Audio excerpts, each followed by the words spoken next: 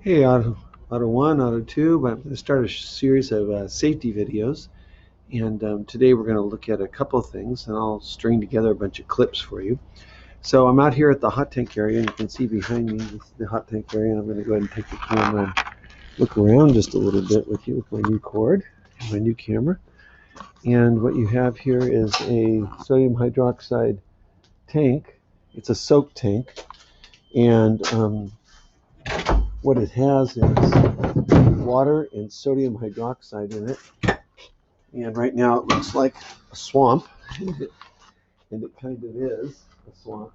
But it's a soak tank, and we can put cast iron and steel parts in there, and then we can turn on that breaker there, and that breaker will turn the heating element on, and then this thing has an agitator over here as well. So it'll heat up to about 120 degrees, 150 degrees, and we'll soak cast iron and steel parts. We can't put any aluminum in here because sodium hydroxide entirely destroys aluminum. So we'll do just cast iron steel, but when stuff comes out and then we put it on the ground here and we pressure wash it with the pressure washer there, which I'm going to demonstrate in just a little bit here, parts come out very, very clean. This is a engine hoist, or a cherry picker we call it. A couple of 3 oil drainers there. A couple other safety things here. So when we use the soak tank, the hot tank, we've got to have safety glasses on, we want to have gloves on, and we really want to have a face shield when we're putting parts in because they tend to splash. They can splash up in your face. Usually we have buckets here that have holes in them so we can put parts in those, and then we're able to drop those in. And then otherwise, any part we put in there, we take some baling wire, drop the part in, put the baling wire over, close the lid. It takes about 3 or 4 hours for it to heat up, and it does a really great job. Let me just move on to a couple other things. This is waste antifreeze only. We have to recycle waste antifreeze, and what we're going to do there on the waste antifreeze is typically it's ethylene glycol based or propylene glycol based. Ethylene glycol based is the green coolant that's sweet to the taste, so it's harmful to animals and humans, but animals like to drink it because it does taste sweet. Propylene glycol is the airplane de-icer for de-icing airplane wings, and we need to dispose of all those coolants or rusty coolant water into that waste antifreeze. We can't mix it with anything else. These 4 barrels, 1, 2, 3, 4, are all waste oil, and what can go in those waste oil barrels is oil, brake fluid, differential fluid, transmission fluid, power steering fluid. No gasoline, no diesel, no coolant, no water. And usually you guys won't deal with these. Usually we do an oil change, we pump it into these drainers, and then myself or Mrs. Tway, my shop aide, will pump the drainers into these 4 barrels. So I can hold 4 55-gallon drums, so you can see it's about 220 gallons. And then they come, and it's 100% recycled. They make asphalt for roads out of the waste oil, and they also make fuel for big ocean-going vessels. These secondary containments, or if these things overflow like this one has, and I got to get the guy to suck that out next time he comes in. That barrel there is used oil filters, and so we drain our filters into these drainers until they're all out of oil. Then we crush them because they charge me per barrel. So if I can crush them, I can get a lot more of those in there, and those get fully recycled as well. Into these oil drainers, we only put oil, transmission fluid, differential fluid, power steering fluid, brake fluid. No gasoline, no diesel, no coolant, no water, etc. We've got to keep our fluids apart. So that's that on safety. While we're out here, just showing you these big blocks we use for sometimes we have to prop up something or hold up something that we're lifting, like an engine or something. This tub is for taking a tire and looking for a leak. So just like a bike tire, we'll fill it up with water, put the tire in and spin it and see if we see a leak. Okay, that's it for now. All right, we're going to continue talking about different tools and their safe use in the shop, etc. And so what I've got here in front of me today is the smart washer. And this is a bio-friendly parts cleaner, and there's a switch right down here on the right. You flip that on and it comes out. It looks like coffee. When it's brand new, it looks clear as water. The dark look is just because it's been used and it picks up the color from the oil products that go in here.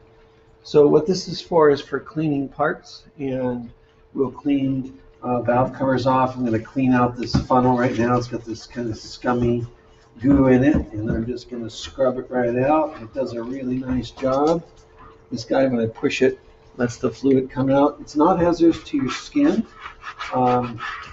It wouldn't be good for your eyes, and so I should pause the demo and get my safety glasses on, which I will in just a moment, because I am in the mode of teaching on a computer and not working in the shop. Anyways, so it'll scrub things up. It can clean plastics, it can clean steel, it can clean aluminum, but we only use it for what I call clean cleaning, meaning if something is really dirty, we'll either pressure wash it outside, or if it's steel, we can clean it off in the hot tank that we already showed you previously, the sodium hydroxide soap tank.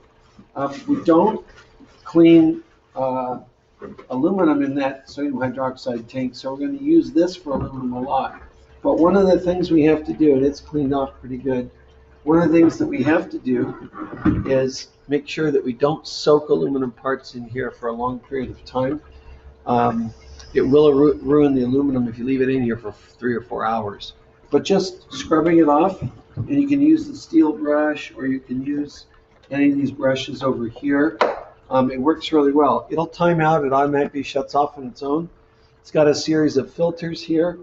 I'm going to go ahead and shut it off. And then next what we're going to do is we're going to go take this and wash it in the sink. Before I do that, I just want to say a couple other things about this.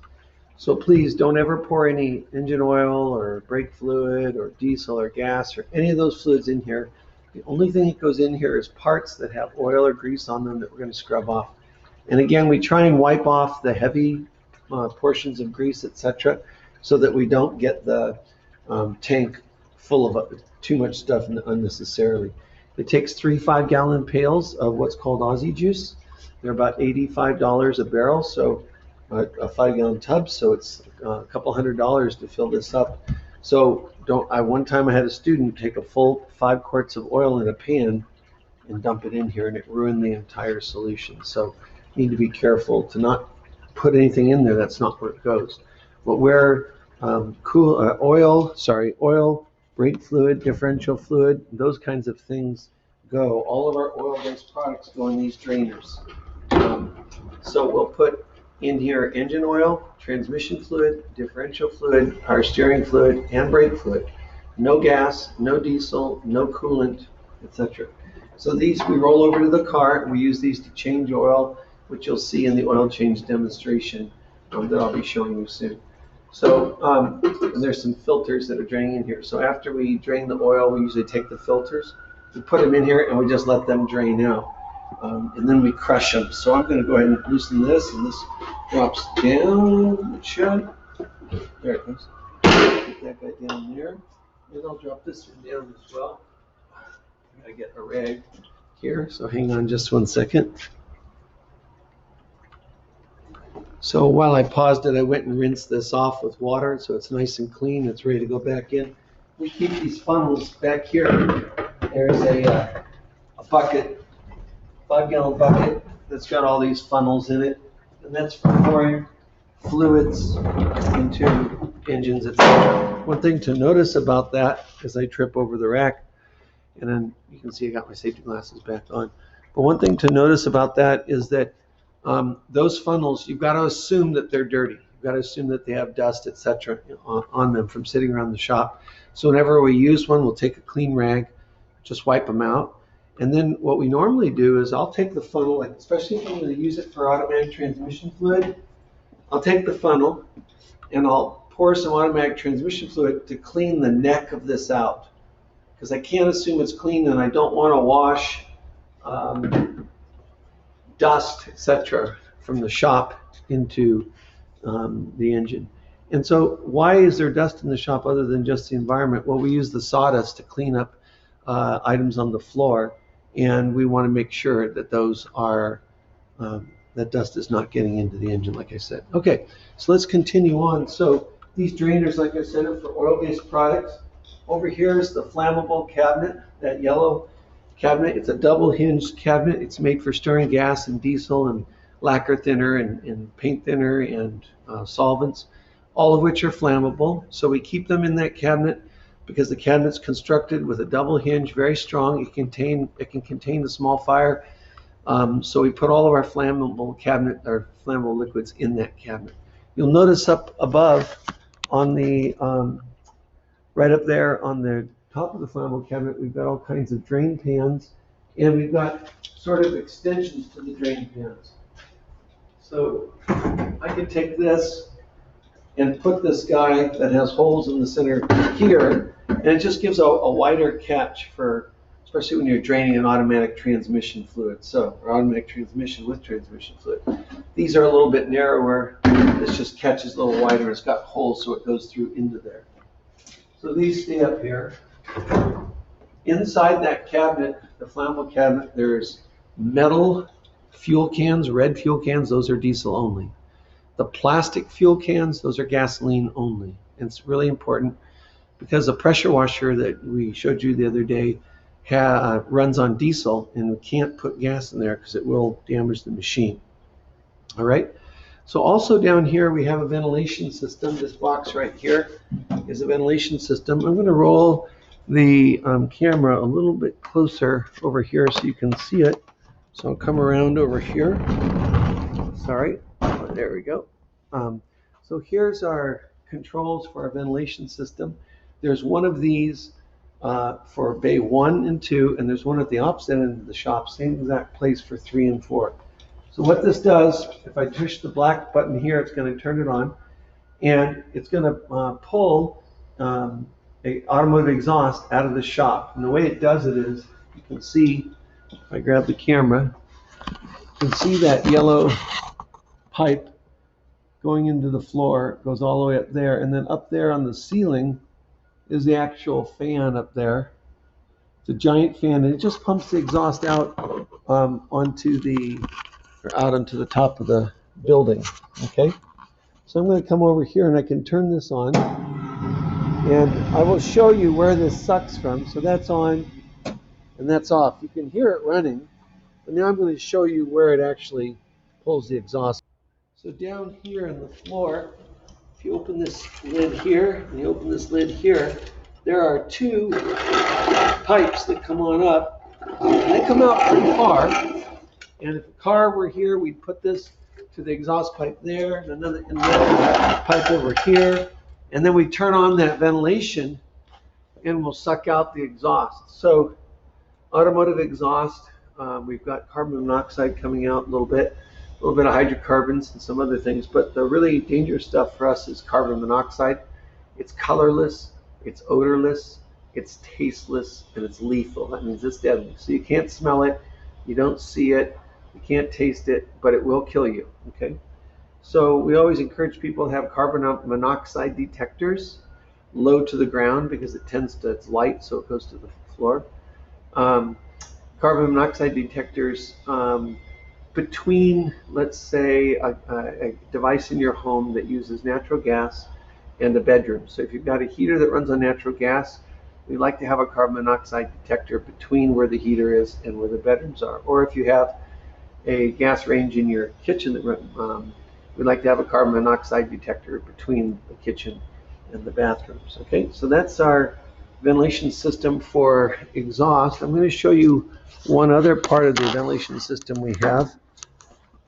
So if you look across the shop and you see that big yellow square tube going up there, upstairs, there's another fan up there, and there's a control to turn it on, and that ventilation pulls from right where I'm pointing to, right there at the bottom, and it's a room ventilation, and we can turn that on and it will suck the shop out rather quickly, about 10 minutes to evacuate the entire shop. So let me put the camera back down and we'll reorient ourselves here.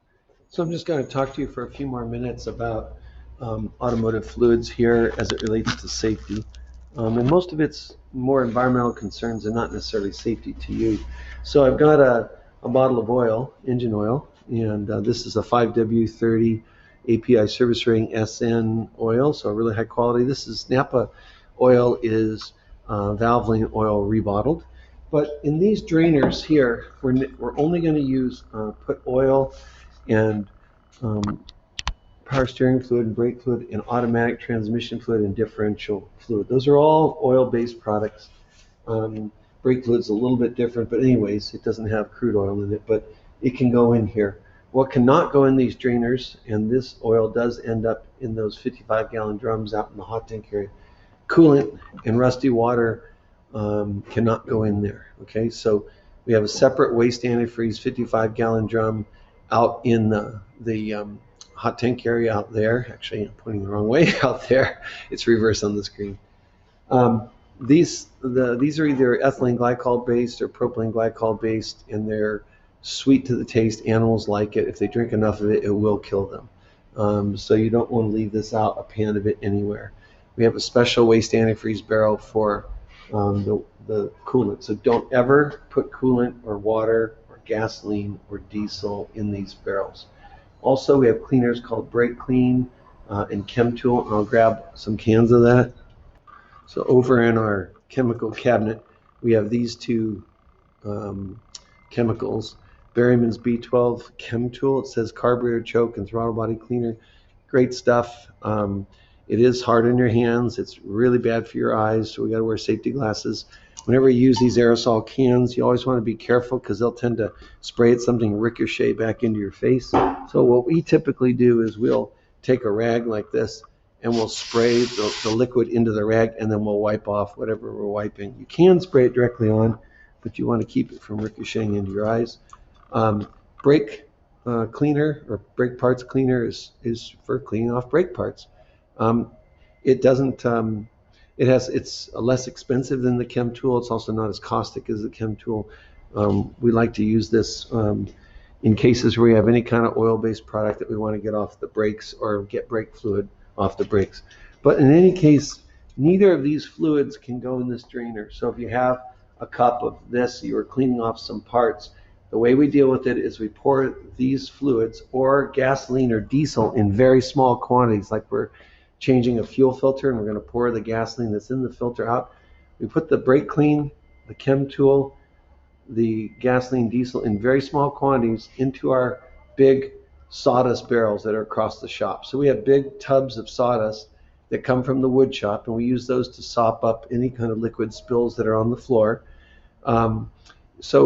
We'll pour these fluids in small quantities into the sawdust, and it just absorbs it. I'm not talking about a gallon. I'm talking about just a cup at the most. If we got a gallon of bad gasoline from a tank, we're going to have to take that to the county. They have a hazmat day. I think it's on Saturdays once a month. And they'll take 5 gallons of anything, no questions asked, although it does cost you to dump it. So old paints and old gasoline or diesel that's ruined, etc. Gasoline goes bad after about 1.5 years, is my experience. It starts growing a mold and has a really pungent, nasty smell. So next, I'd like to discuss a little bit about tripping hazards, and let me just grab the camera and kind of walk around a little bit. So a couple things in the shop that can cause tripping hazards. So there's a whole bunch of air hoses and extension cords. We try and keep them wrapped up neatly and hooked and up out of the way. When they're lying on the floor, they tend to be tripping hazards. Another thing that, and I hope you don't get dizzy as I walk around the shop here, another thing that can be a significant tripping hazard is these air hoses right here. So when I grab an air hose and I pull it down, we want to pull it down in such a way that it lays on the ground, and it will stay down. But I want it to lay down on the ground flat so I'm not going to trip on it. And the other thing I want you to notice is when you release these, don't just let them go and release it out of your hand, because the spring tension on those reels is pretty strong, and this thing will go and whip and smack somebody in the face. Floor jacks, when you put these handles down, if you were to leave them down, you're creating a tripping hazard on the floor. So we're always going to keep them lifted up. Obviously, there's a lot of things around the shop that you could trip on. That hose over there, the rack arms, engine over here. So you do have to have your head in the game and make sure you're paying attention to what you're doing. But we do try and keep all hoses and cords, even if they are on the floor, neatly rolled up. And you'll find that a neat environment is a better environment in terms of safety, because people start thinking in terms of safety. So there's a little bit about cords and hoses and tripping hazards and things like that. That's a creeper, a rolling cart there, that red cart. And we have another one around the shop. And that's so you can lay down and roll underneath the car. We don't want to leave those on the ground because they can kind of roll like a skateboard, and we don't want you to get hurt rolling around the shop or stepping on it and then slipping, okay? So that's a little bit about tripping hazards. So next, what I want to do is talk to you about the rack usage, but only from a safety standpoint. I've already shown you a video on how to use the racks. This is our twin post in-ground rotary rack. Here's our controls over here, and we'll just say something about the controls for a moment. Sorry, the lighting's not so good, but the green button takes the rack up. So as I push it, the rack's going up. And to take it down, I've got to do two actions. I've got to pull the safety latch over, and you can hear the safeties banging when I do that.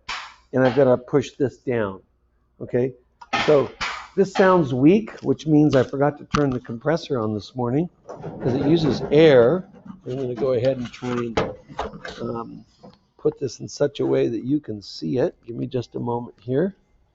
Let me turn the camera over here. All right, so there's a shot of our controls, and we'll get the compressor on. So I've got to make two actions to go ahead and bring something down. I've got to pull this safety over and then push this down, and the car is going down. If I just go down like this, it'll hit on a safety. Well, it's not high enough up. I'll go up a little bit. You'll hear the clicking of the safeties. Okay, there's one. So to go down, I release and I go down. But if I forget to release and I just push it down, the car hits one of those safeties. And notice I'm pushing, and the car over here is not going down. And if I do this, it won't go down. So I got to go up, get it off the safety, release the safety, push that, and now the car comes down. Okay? Now, let's leave it up a little bit. A little more about safety. So once the car's in the air and it's off the ground, it's off the ground a few inches. You can see my foot's under there. Then I'm going to go ahead and bounce the car. And the whole idea is that if I can't bounce the car off when it's 6 or 8 inches in the air, then I'm not going to be able to knock it off when it's 8 feet in the air. So we're going to be safe that way, okay? So I've got to be careful that I don't, when I'm racking this thing, that I don't get those arms in such a way that they crush the exhaust or they crush a fuel line or a parking brake and so on. So it's really important that I set those pads on a correct spot, and I'm going to put the car up in the air and show you that. But I want to show you something else, a real serious safety concern.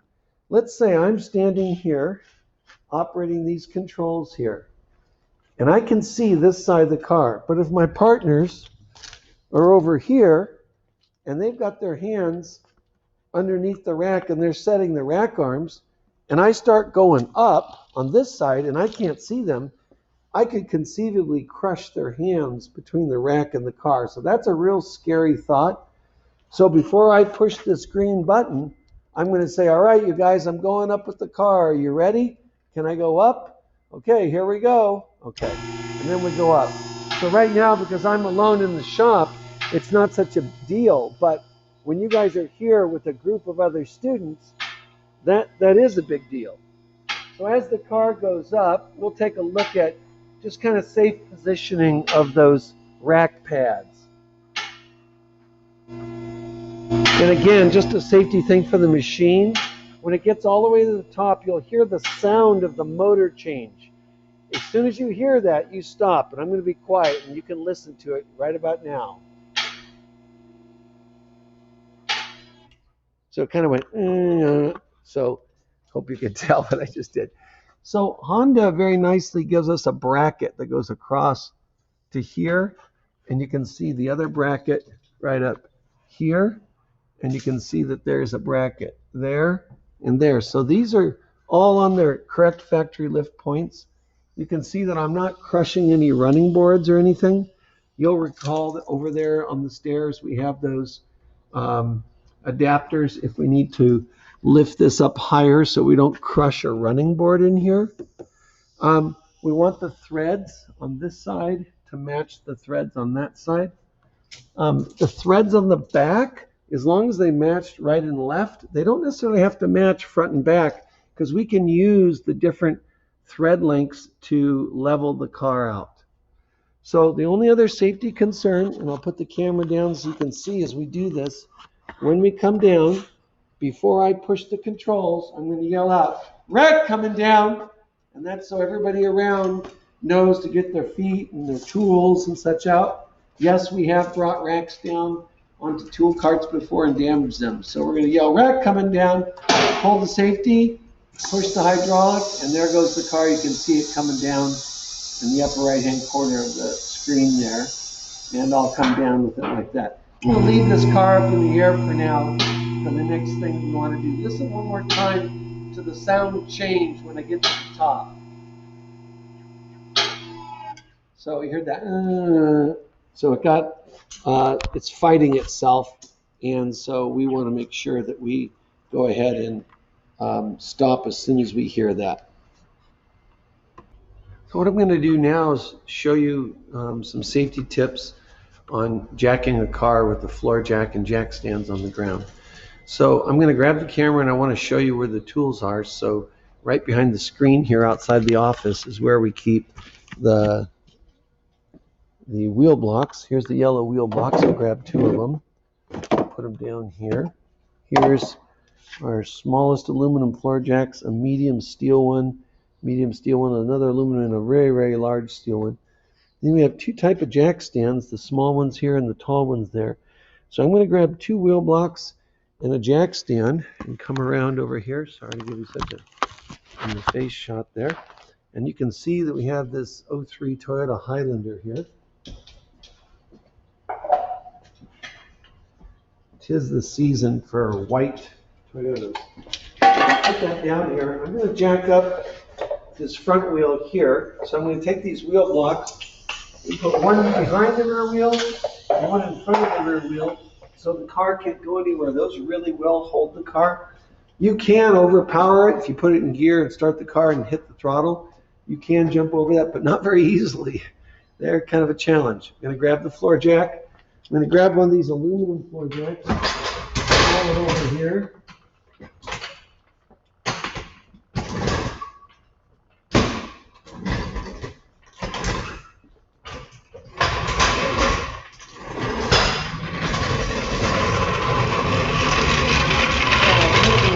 Floor jack. Bring it over here. Now, see, the way this works is I articulate this, it's going up, and when I loosen this counterclockwise, it goes down.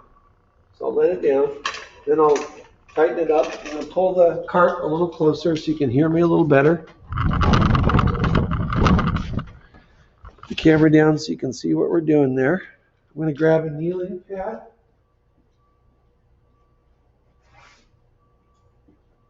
I'm always going to encourage you guys to do what you can to take care of your body. So that I like to work. I like to do things that are hands-on, but I want to be able to do them when I'm older. So what I'm going to do is go inside here, and there's the unibody has sort of a frame-like structure here. I'm going to go up on that right there, and you'll see the car start going up.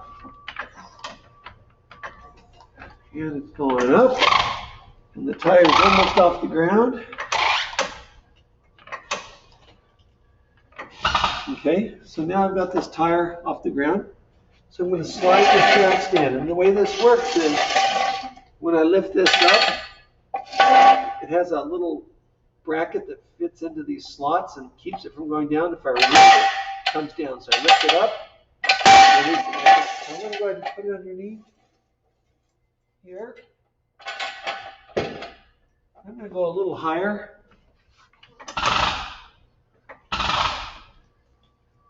And now I'm going to let this down. Okay, so it's on the jack stand. So what we like to do is to leave the jack stand in there and leave the floor jack in there for double coverage.